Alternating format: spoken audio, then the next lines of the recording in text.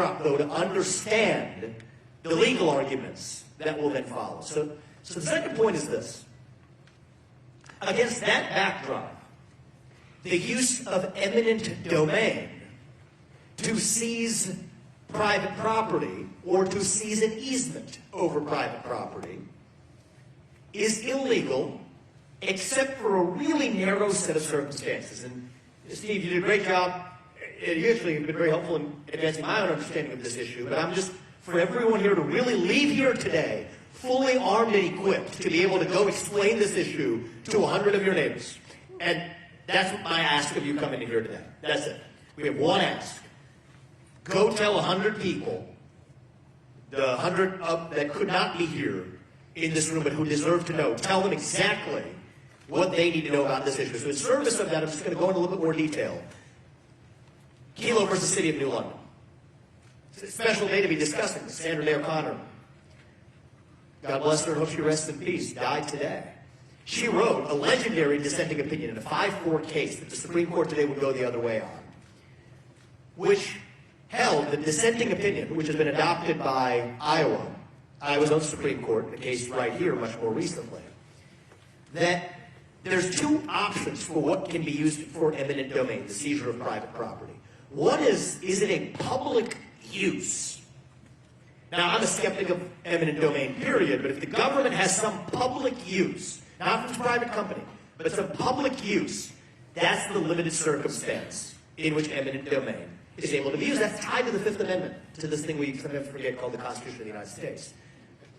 But in that case, 5-4 in the other direction with the liberal justices, they expanded to say it's not just for public use, but for public purpose, which in that case included, I think it was Pfizer, expanding into New London in Connecticut, to say that they would create a bunch of jobs. And that was one of the justifications that they used to say that that public purpose, creating those jobs, was also good enough to support the private seizure of land. Well, the first thing I'll just observe right off the bat here before I tell you why that was a badly decided case, there hasn't even been, to my knowledge, somebody making the case there's going to be a lot of jobs created as a consequence of these carbon capture pipelines. So it doesn't even meet the test for making the case for a public purpose. But put that to one side.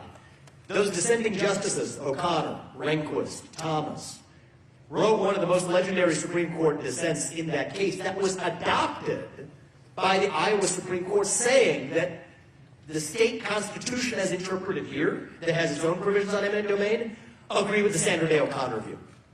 Agree that it has to be limited to a public use.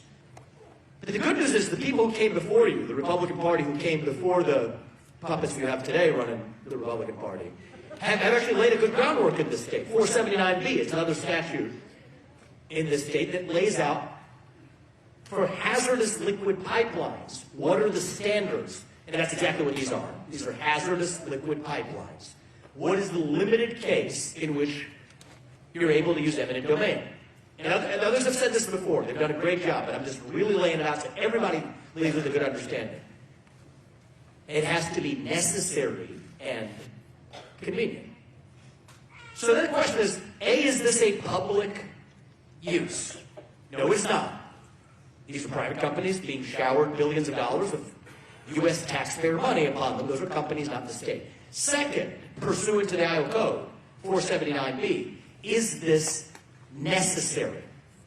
I submit to you that the removal of carbon dioxide and then putting it into a pipeline to run across 3 states and burying it in the ground in North Dakota is not anything that comes close to the standard of what meets the legal test of necessary. That is why these projects are illegal and unconstitutional under settled law. And furthermore, why we would go further and overturn Kelo versus the City of New London. I would go further as well. The necessity weighs the costs and benefits. So not only are there not benefits here, there are real risks. Someone earlier made